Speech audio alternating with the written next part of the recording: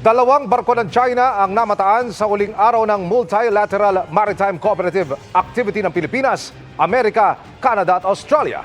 Nakatutok si Chino Gaston. Sa huling araw ng Multilateral Maritime Cooperative Activity o MMCA ng mga Navy ng Pilipinas, Amerika, Canada at Australia, na-detect naman sa layong 40 nautical miles mula sa Baho de Masinloc ang isang Chinese Jiangkai-class frigate at Luoyang guided missile destroyer na bumubuntot sa International Task Group.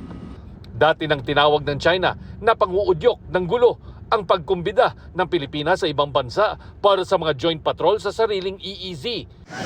Tuwing may MMCA, sinasabi rin ng China na nagsasagawa rin sila ng sariling military drills. Pero ayon sa Philippine Navy, bumuntot lang at hindi nagsagawa ng patrol ang mga Chinese warship. Posibleng naratibo lang daw ito ng China para mabigyan ng basihan ang iligal na pananatili sa EEZ ng Pilipinas. Maayos namang nagpatuloy ang aktibidad na nilahukan ng frigate na BRP Jose Rizal, destroyer na HMAS Brisbane ng Australia, HMCS Ville de Quebec ng Canada at P-8 Poseidon ng US Navy. Nagkaroon din ng pagsasanay sa paglipat ng mga personnel mula sa mga rigid hull inflatable boats at pagrapel ng mga sundalo sa BRP Jose Rizal mula sa CH-148 Cyclone helicopter ng Royal Canadian Navy. Nakilahok din sa aerial at anti-submarine exercises ang AW-159 helicopter ng Philippine Navy. Ayon kay AFP Chief of Staff General Romeo Bronner Jr., asahang ipagpapatuloy ang mga joint sale sa hinaharap. Para sa GMA Integrated News, Chino Gaston, nakatutok, 24 oras.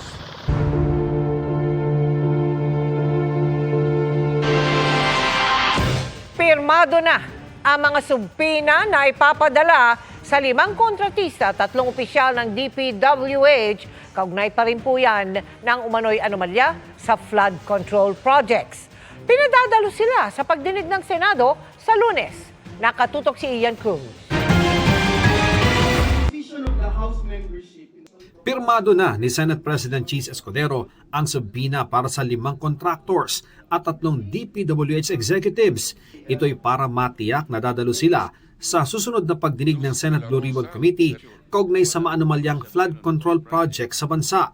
Alinsunod sa rekomendasyon ni Committee Chair Senator Rodante Marcoleta, kabilang sa mga pinapadalo sa pagdinig sa Lunes ang mga contractors na sina Darcy Kimmel Respicio, General Manager ng Darcy and Anna Builders and Trading, Sally Santos, owner ng Sims Construction Trading, asawa ni Sara Discaya na si Pacifico Curly Discaya II, ng Alpha and Omega General Contractor and Development, Maritoni Meligrito, Managing Officer ng Elite General Contractor and Development Corporation, Edgardo Sagum, owner ng Edmarie Construction and Trading, pati na ang mga opisyal sa Bulacan 1st District Engineering Office ng DPWH na sina Engineer Bryce Erickson Hernandez na dating Assistant District Engineer, Engineer JP Mendoza na Chief ng Construction Division at Engineer Juanito Mendoza, Accountant ng tanggapan.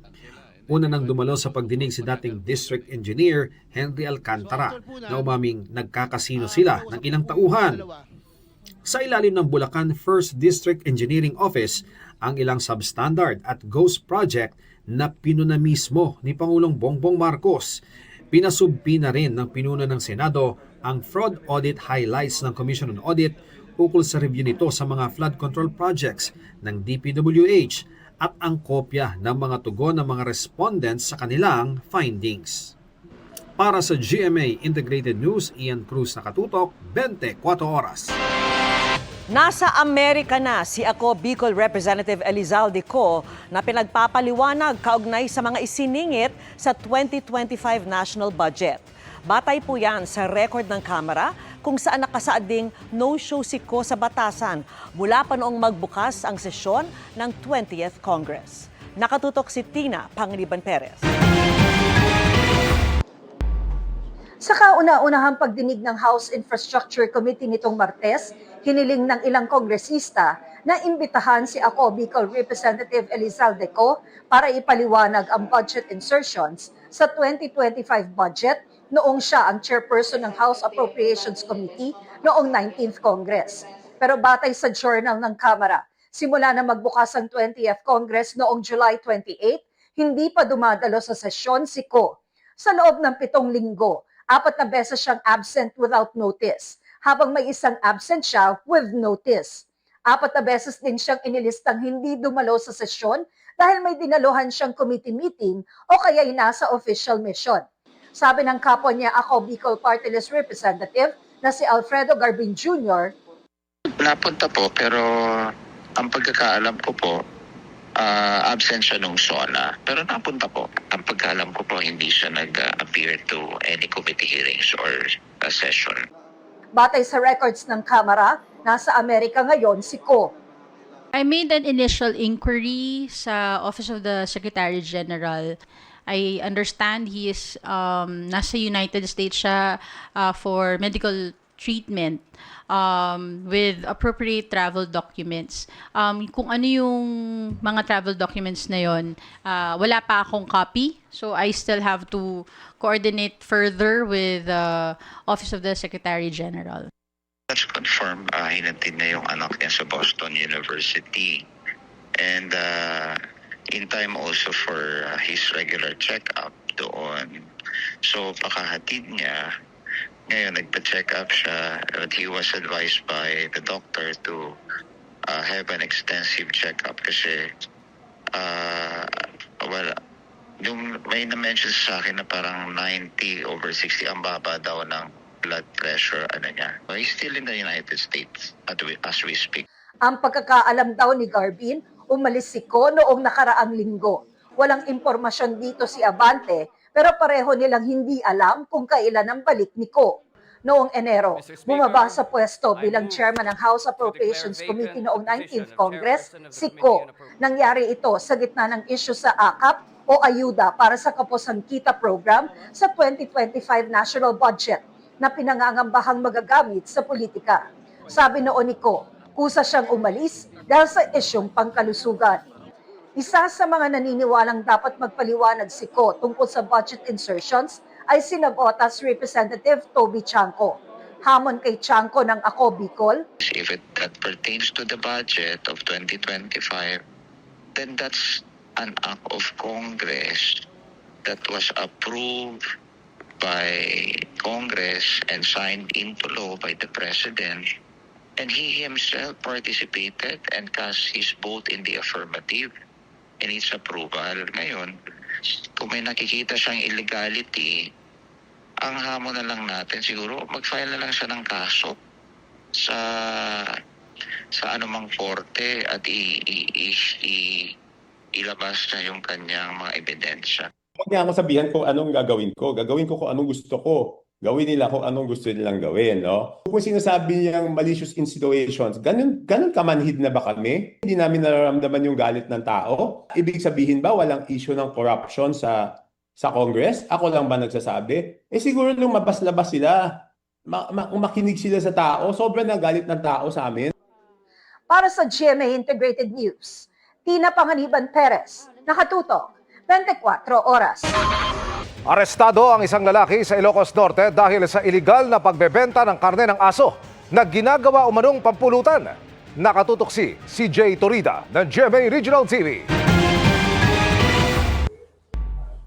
Walang takas sa entrapment operation ang lalaking ito na nagbebenta umano ng karne ng aso sa Badok, Ilocos Norte. May dala pang buhay na aso at ilang kilo ng dog meat ang suspect ng maaresto.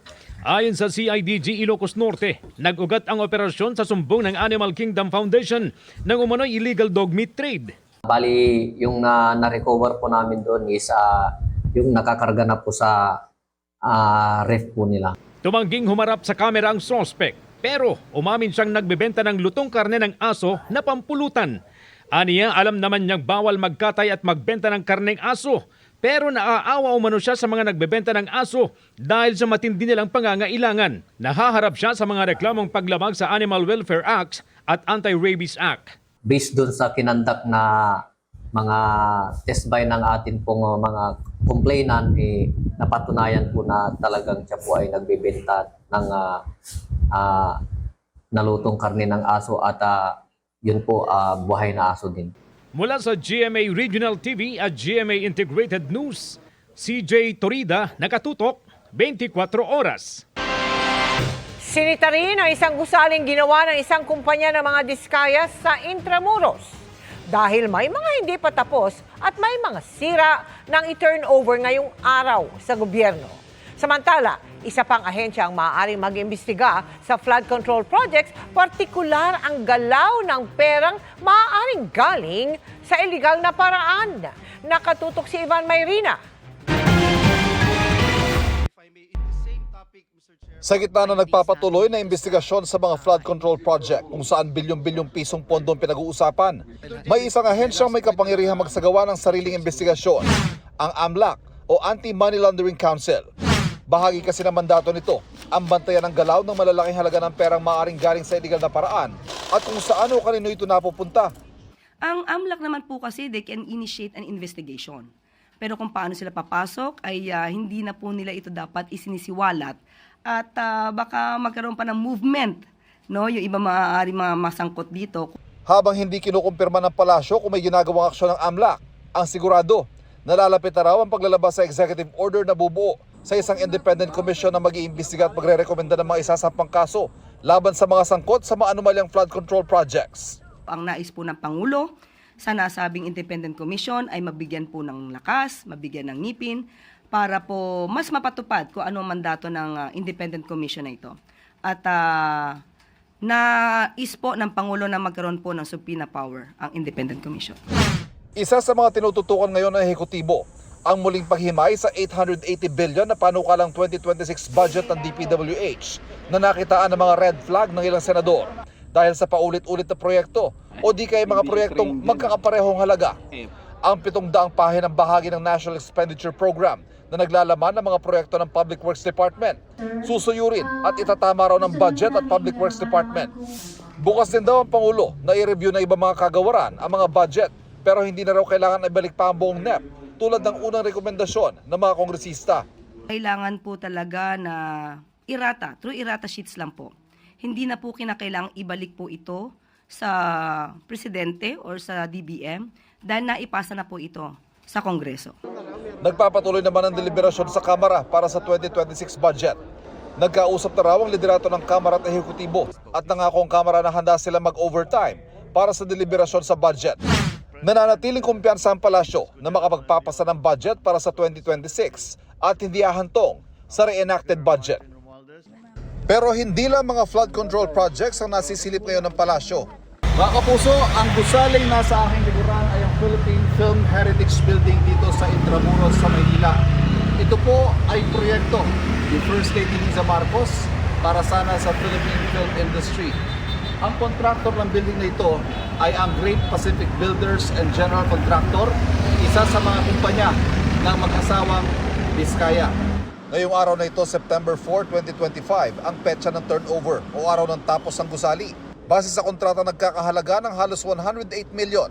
Pero sa personal na pag-inspeksyon ng unang ginang, labis daw siyang nadismaya. Ilan sa mga napuna ang hindi pa tapos sa sinihan ng gusali. Mga tulo sa kisame, baradong drainage system, elevator na hindi gumagana at mga crack sa dingding. Wala silang valid reason kung bakit hindi nila ito na i-turn over ng tama at naaayos sa kontrata. Pwede sila makasuhan unang-una, civil liability. Lumalabas dito, hindi lang mukhang flood control projects ang naaapektuhan. Maraming infrastructure, mga buildings, mga programa ng gobyerno ang mukhang maaapektuhan dito. Kaya tuloy-tuloy ang pag-iimbestiga.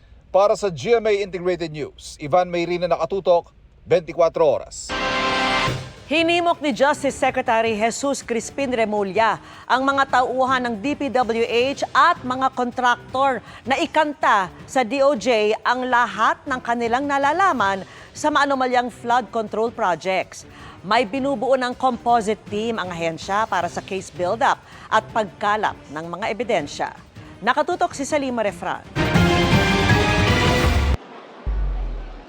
43 pangalan ng mga taga-DPWH at mga kontratistang nasasangkot sa issue ng flood control projects ang nasa Immigration Lookout Bulletin Order o ILBO ng Department of Justice. 16 ang taga-DPWH, Kabilang ang mga dating opisyal sa Bulacan 1st District Engineering Office na sina Engineer Henry Alcantara, Engineer Bryce Erickson Hernandez, Engineer JP Mendoza at Engineer Juanito Mendoza.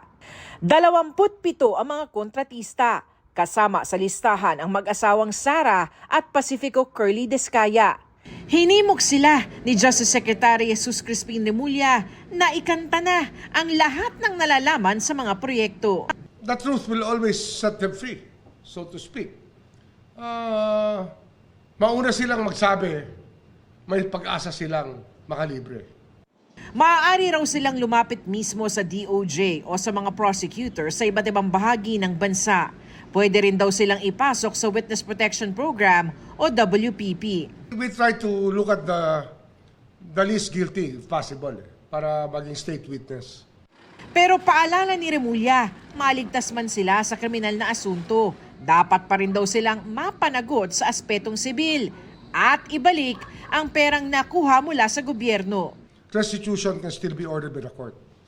Alam ka naman, unjust enrichment gagawin natin. Yayaman sila, tapos wala pa silang demanda. Dapat dyan, at least dyan, isauli naman nila yung kanilang mga nakamal na yaman na hindi naman dapat. Kasi ang lugi rito taong bayan May binubuo ng composite team ang DOJ para sa case build-up at pagkalap ng ebidensya. Bukod sa mga taga-NBI Anti-Graft Unit, kukuha rin daw ng financial forensic analyst para busisiin at suyurin ang mga dokumento.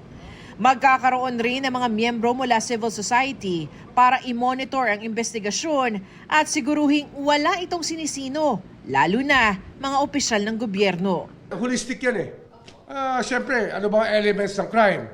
Saan ba nanggaling yan? Ano ba money trail niyan? Sino ba nakinabang? Ano ba ang accomplishment? Lahat yan. Pwede rin daw tumulong ang publiko sa pagbibigay ng impormasyon. Kahit kapitbahay ng mga to, pwede magsumbong, pwede magbigay ng information sa atin. Sir, netizens, pwede? Pwede. Ilalabas raw ng DOJ ang detalye at proseso kung paano makakapagsumbong ang publiko. Para sa GMA Integrated News, Salima Refran, nakatutok 24 oras.